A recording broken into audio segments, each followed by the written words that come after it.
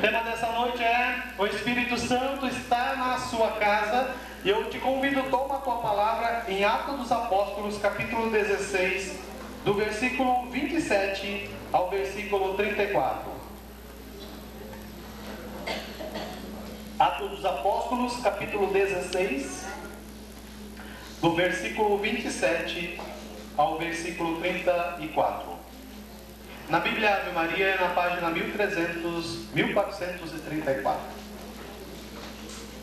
Atos 16, 27 ao 34. Amém? Misericórdia. Glória a Deus. Diz a palavra de Deus assim: acordou o carcereiro e, vendo abertas as portas do cárcere, supôs que os presos haviam fugido. Tirou da espada e queria matar-se. Mas Paulo bradou em alta voz: não te faças mal nenhum, pois estamos todos aqui. Então o carcereiro pediu luz, entrou e lançou-se trêmulo aos pés de Paulo e Silas. Depois os conduziu para fora e perguntou-lhes: senhores, que devo fazer para me salvar? Disseram-lhe: creia no Senhor Jesus e serás salvo, tu e tua família. Anunciaram-lhe a palavra de Deus a ele e a todos os que estavam em sua casa. Então, naquela mesma hora da noite, ele cuidou deles e lavou-lhes as chagas. Imediatamente foi batizado, ele e toda a sua família. Em seguida, ele os fez subir para a sua casa, pôs-lhes a mesa, alegrou-se com toda a sua casa por haver crido em Deus. Palavra do Senhor. Graças a Deus. Paulo e Silas estavam presos. E Paulo e Silas, se nós lermos antes a palavra um pouquinho, vai dizer que Paulo e Silas, mesmo estando presos, se colocaram em oração, se colocaram de joelho e começaram a louvar a Deus, e levantaram o louvor a Deus dentro daquela prisão, ao ponto em que aquele local todo tremeu e as portas daquelas cadeias se abriram. Então o carcereiro que estava de plantão, vendo aquele barulho, acordou e, vendo as portas abertas, pensou que Paulo e Silas tinham fugido. Pegou uma espada para tirar a sua própria vida, pois ele tinha dormido em serviço. E o que o rei poderia pensar? Ele tinha falhado na sua missão de estar de vigília, cuidando da prisão. Mas mesmo estando escuro, Paulo, cheio do Espírito Santo, e com certeza o Senhor fala com Paulo ali, então Paulo diz: não lhe faça mal algum, porque nós estamos todos aqui dentro, nós não saímos. Então o carcereiro pede luz, a palavra diz, e entra na prisão e vê Paulo e Silas lá, louvando a Deus de joelhos.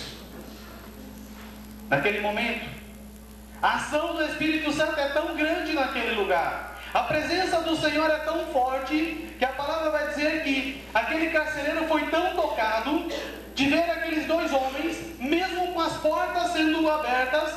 Poxa, vamos imaginar um pouquinho um local de pedra, um local sólido, um local construído. Antigamente as paredes eram muito grossas, as portas eram grandes, e a oração tamanha, o poder de Deus para tremer aquele local, para aquelas portas se abrirem. Eu fico imaginando a unção do Espírito Santo, a graça tão forte de Deus de fazer aquelas portas abrirem.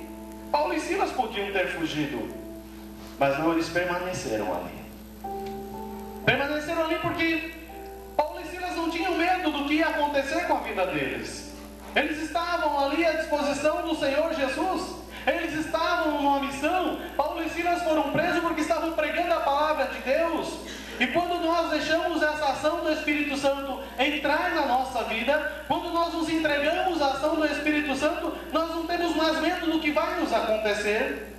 Nós não fugimos das situações. Quando nós estamos vivendo essa graça, e aí entra aquilo que Dona Onélia colocava: quando nós não relaxamos na nossa oração, quando nós não deixamos de orar, quando nós todos os dias dobramos os nossos joelhos, clamamos a Deus, pedimos a graça de Deus, pedimos esse batismo de Deus, as perseguições virão, nós seremos perseguidos. virão as dificuldades, virão as enfermidades, virão os problemas financeiros, virão, mas nós permaneceremos ali firme, sem fugir dessa situação, assim como Paulo e Silas. Paulo e Silas podiam ter fugido, mas Paulo e Silas sabiam quem era o Senhor, quem eles serviam. Paulo e Silas confiavam na promessa de Deus, e a promessa de Deus era: não tenham medo, porque a minha mão está sobre vós, nada vai vos acontecer. Mas se Paulo e Silas vacilassem na promessa de Deus, e por um instante caíssem na tentação do inimigo de fugir daquele local, com certeza o inimigo tinha atingido a Paulo e Silas. Muitas vezes nós ouvimos as promessas de Deus na nossa vida. Deus tem falado conosco de tantas as maneiras, através de profetas, através de sacerdotes, através de irmãos que oram por nós. Deus tem falado conosco na palavra, Deus tem falado conosco muitas vezes até na natureza. Deus tem incansavelmente falado conosco, mas muitas vezes nós fugimos daquilo que Deus fala para nós. Muitas vezes o Senhor manda nos ir num caminho, e quando nós percebemos, estamos num caminho totalmente oposto, e aí somos presa fácil diante da mão do inimigo. Muitas vezes a enfermidade, ela tem sido um peso muito grande na minha vida, porque eu não estou numa intimidade com Deus. Mas quando eu estou numa intimidade com Deus, eu passo pela enfermidade, eu venço aquela enfermidade, porque eu entendo os propósitos de Deus. Me lembro muito bem das palavras de Padre Léo, contada por Ironi numa conversa lá em casa. Ironi estava comigo na minha casa e ele dizia: Pedro, eu fui visitar o Padre Léo assim que o Padre Léo tinha falecido. E ele dizia: quando eu cheguei naquele hospital, eu olhei para o Padre Léo e vi ele naquela situação, meu coração destruiu, ele falou. Mas imediatamente o Padre Léo abriu o olho e disse para mim assim: se você entrou aqui para ter pena de mim, sai agora. Eu não quero que você tenha pena de mim, ele falou para ele. Se você veio aqui para rezar, para Deus me curar, sai agora. Eu não quero que você reze para Deus me curar. Eu quero que você reze para que seja feita a vontade de Deus na minha vida. Se a vontade de Deus é que essa enfermidade me leve, que seja feita, porque ela é para minha santificação. E naquele momento, eram momentos finais da vida de Padre Léo, aonde a dor daquele homem era algo imaginável. Mas muitas vezes nós nos colocamos diante do Senhor, diante da promessa de Deus, e em qualquer resfriado que me bate, eu começo a reclamar de Deus, começo a dizer que Deus me abandonou, começo a murmurar, a lamentar, saio chutando tudo que está pela frente, porque vou me afastando da graça de Deus, e a ação do Espírito Santo começa a ficar fraca na minha vida, e eu começo a ficar com medo, eu começo a me desesperar, porque a ação do Espírito Santo vai perdendo força na minha vida. Vou deixando de rezar, né, Dona Aurélia? Vou ficando relaxado um pouquinho, e aí o inimigo vai ficando forte.